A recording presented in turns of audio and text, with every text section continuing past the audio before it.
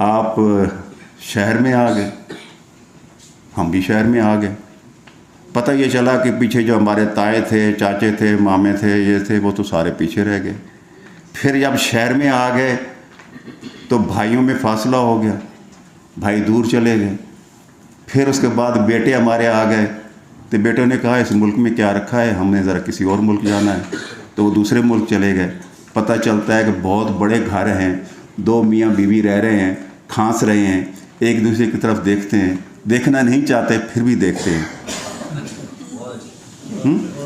और तन्हाई उनके ऊपर दौड़ पड़ी है।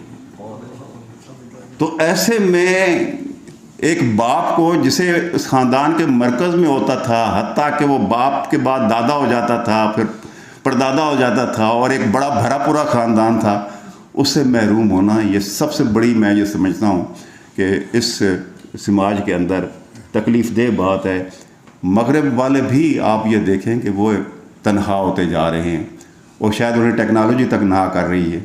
अब हमें भी जो घर में मौजूद है, हमें भी शायद ये टेक्नोलॉजी तनहा कर रही है कि अपने अपने कमरे में बंद हैं और मोबाइल से एक दूसरे के साथ हम गुफ्तगू करते हैं।